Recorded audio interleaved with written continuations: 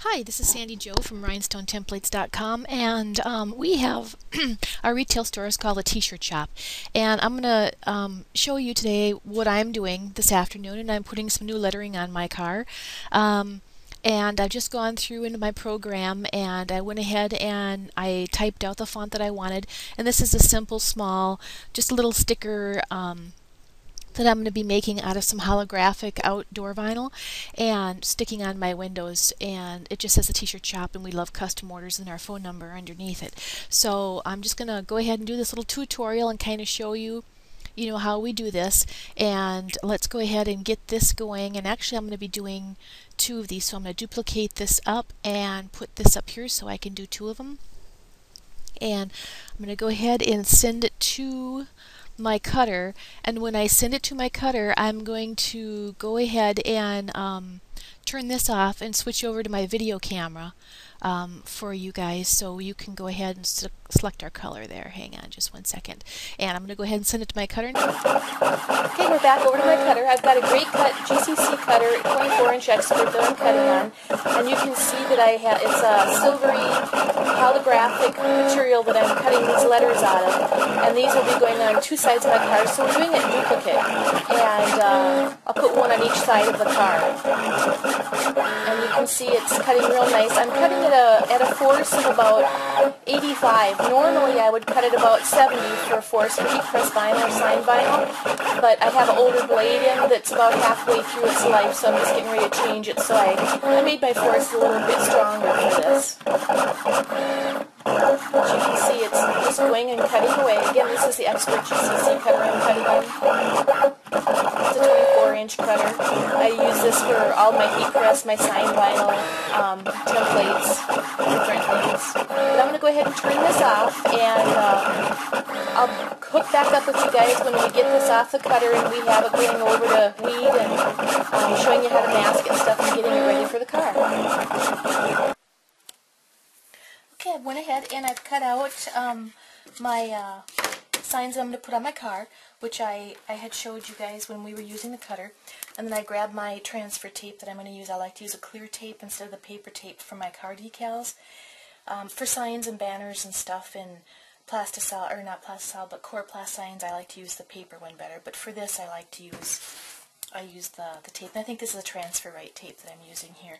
It's a smaller diameter roll because we're just using, smaller thing here. So I went ahead and I cut out both of my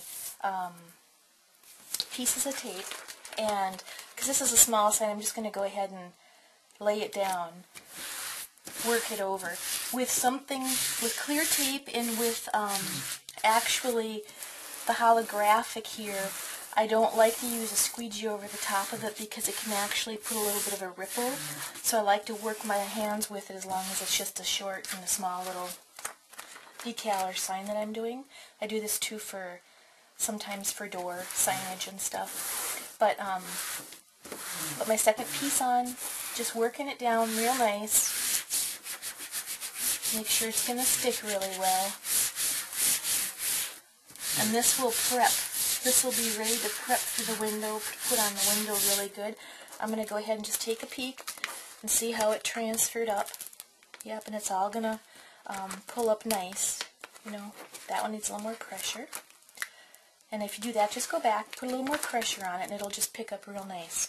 So I'm going to go ahead and just press a little teeny bit more here. If you actually have a squeegee that has a felt on it, that works well, I found, for the clear tape that we like to use for our decals and stuff. The one with the sharper edges without the felt, like this, can sometimes end up putting a little crease in here and there. So I press that again really good.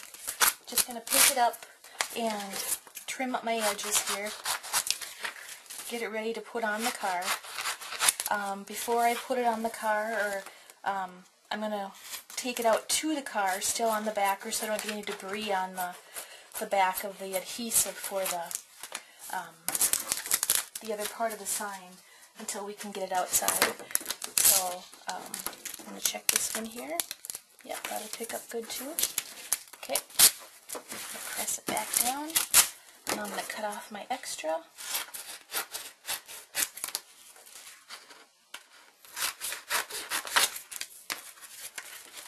If you have a big sign, you might want to leave on one side.